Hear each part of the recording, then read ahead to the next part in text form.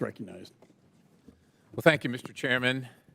I almost can't imagine that we're having this conversation in this committee from the standpoint that there really shouldn't be any argument or dispute whether the Houthis should be designated a foreign terrorist organization. And I remind my colleagues that it was the administration, well, in 2021, they removed the Houthis from the foreign terrorist organization designation.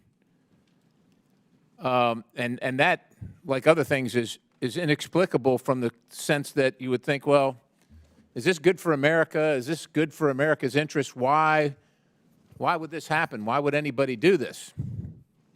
Well, let's just go through what Iran is. And Houthis are just a proxy for Iran, like many other proxies for Iran. Iran's got proxies in Gaza. They've got proxies in Lebanon. They've got proxies in Syria, Iran, the whole neighborhood, doing Iran's bidding. But I will tell you what appears to me, and I think what appears to much of the country, is that this administration, the Biden administration in particular, is so desperate for a nuclear deal with Iran that they're going to be on both sides of this war, and they are on both sides of this war. Let there be no doubt in your mind, and if you can't think about it, just follow the facts yourself. I mean, being on both sides of the war goes like this. We're going to prove aid to some of our allies in the Middle East to fight the Iranian proxies, because they need the aid. They need the military assistance. They need the munitions. They need to defend themselves. At the same time, at the very same time, we're going to allow Iran to receive billions, maybe hundreds of billions of dollars, either directly from the United States or from sanctioned money around the globe that has been unavailable to them because of their malign activities. And what do you think they do with it?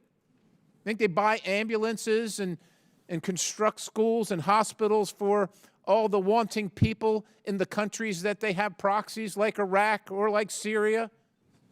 No, they don't do that. Here's what they do. They supply missiles to Hezbollah. They supply all kinds of armament to Hamas. And they do everything they can to kill the great Satan and the people that represent the great Satan, the poor service members caught in the middle of being on both sides of the war. And 3 of them just lost their lives because we're on both sides of the war. That's what's happening here, ladies and gentlemen.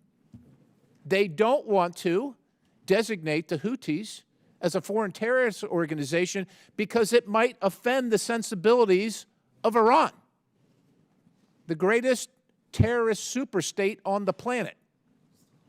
And they would, and they will, for the sake of the profits of those who would make a lot of money on the JCPOA or some other version of it, re-envisioned, reincarnated.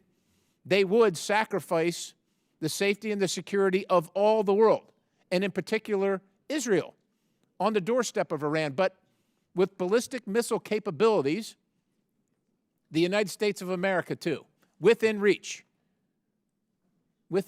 of nuclear holocaust. That's what's happening right now. And so it is important that the United States of America pick a side.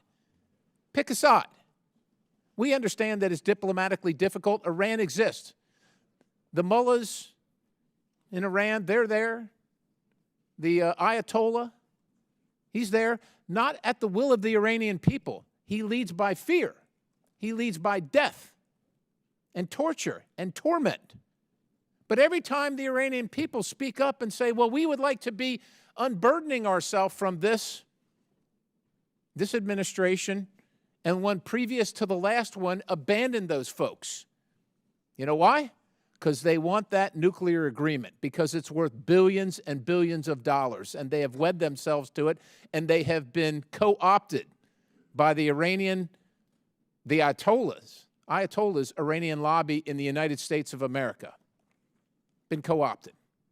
And so we all sacrifice. Well, we must all not sacrifice. It is time now for Americans and people on this committee to stand up and say, we're not going to stand with the Houthis, the terrorists, the proxy of Iran, stopping shipping and bombing Americans and shipping interest in the region. We're not going to stand with them. We're going to designate them a foreign terrorist organization because that's what they are, and they should be sanctioned as such. Mr. Chairman, I yield.